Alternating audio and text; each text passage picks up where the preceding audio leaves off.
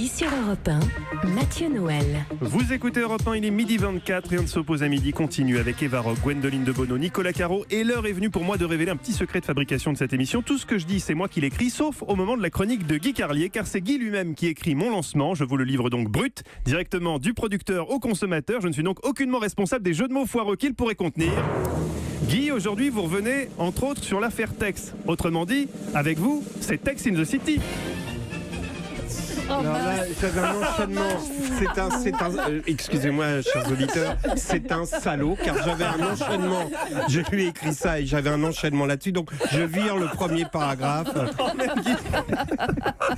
Non, je voulais en plus vous féliciter pour votre chronique de ce matin sur la flagornerie de Laous lors de son interview du président. Moi, ça m'a rappelé le Fréquence Star de Laurent Boyer avec Ophélie Winter. À un moment, j'ai cru qu'il allait appeler le président Ophélie Macaille. Enfin bon, revenons à Tex, parce que c'était quand même l'objet de cette chronique. Oui. En fin de semaine dernière, lorsqu'on a commencé à parler de ce qu'il faut bien appeler l'affaire Tex, déjà l'affaire Tex, c'est assez symptomatique du niveau du débat dans notre société.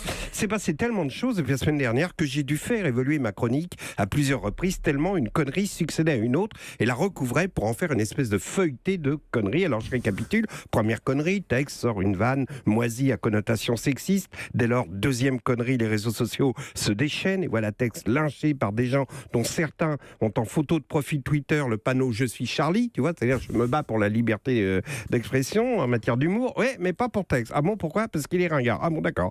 Je vous rappelle simplement qu'un jour, à la une d'Harakiri, le précurseur de Charlie, le professeur Choron envoyait une photo du professeur Choron assis qui reposait son verre de bière sur le dos d'une femme nue à quatre pattes en train de lui prodiguer une gâterie. Et la légende disait: joignez l'utile à l'agréable, faites de votre épouse une table basse. Donc je pense pas que qui que ce soit ait acquis une mentalité de salopard envers les femmes après avoir vu ce genre de truc qui n'était pas de meilleur goût que la vanne de Tex. La deuxième couche du feuilleté de conneries arrive au galop, chevauchée par Delphine Ernotte, patronne de France Télé, qui a instauré la démagogie comme principe de gouvernance, qui débarque Tex qu'elle vire en 24 heures pour donner un gage de politiquement correct, alors qu'elle sait très bien que Les Amours est une émission basée sur les clichés sexistes à base de questions tordues avec le cul en filigrane et dans laquelle Tex jouait plutôt un rôle de modérateur quand les couples, tombant dans le piège tendu par les questions, répondaient avec beaufrie en livrant des détails intimes peu glorieux de leur intimité. Du coup, Ernotte fait de Tex un martyr. Anne Roumanoff le défend dans un excellent billet du JDD, Guillon chez Vandel tout à l'heure. Et voilà que Tex devient cause nationale et symbole de la liberté d'expression. Tex qui ne méritait pas davantage autant d'honneur que cette indignité.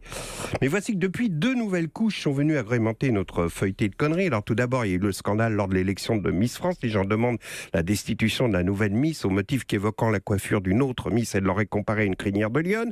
Là, j'ai pas très bien compris qui gueulait, si ce sont ceux qui pensent que l'expression crinière de lionne a une connotation raciste, ou bien Émeric Caron qui refuse qu'on assimile le roi des animaux à un concours. Enfin, bref. Et puis enfin, la cerise sur notre feuilleté de conneries, Griezmann, dans une fête consacrée aux années 80, s'est déguisé en Harlem Globetrotter pour leur rendre hommage en plus, mais ça a été perçu comme un acte raciste et il a été obligé de s'excuser, alors que Jean-Pierre Foucault, samedi soir, avec son maquillage blackface, personne n'a rien dit. Bon. Pour en revenir à un texte qui est terrible dans l'argumentation de ceux qui le défendent, c'est cette compassion, d'accord, mais c'est un pauvre ringard, quoi, tu vois, mais au nom du politiquement incorrect, défendons-le. Bon, et il me fait penser, je l'ai vu moi à l'Alpe d'Huez l'année dernière, quand on était en déloc avec Europe, et évidemment j'ai essayé pour cette raison d'éviter son regard et tout, puis finalement je me suis retrouvé face à face avec lui, puis j'ai discuté avec lui, et je lui ai dit, mais je trouve que tu te gâches à présenter cette émission à la con pour des gens médiocres. Et là, vous savez, comme dans le film Tandem, il s'est mis en colère. Il m'a dit, mais t'as rien compris ? Ce métier, c'est ma vie. J'aime mon public. Ces gens, comme tu dis, ils sont moins médiocres que les gens qui sont là, nos amis. Ce sont des gens simples à qui je donne un moment de joie dans leur vie morose. C'est là que j'ai compris que Tex avait effectivement réussi sa vie professionnelle. Il donne à des gens simples des moments de joie qui éclairent leur vie morose. Et c'est le plus beau métier du monde.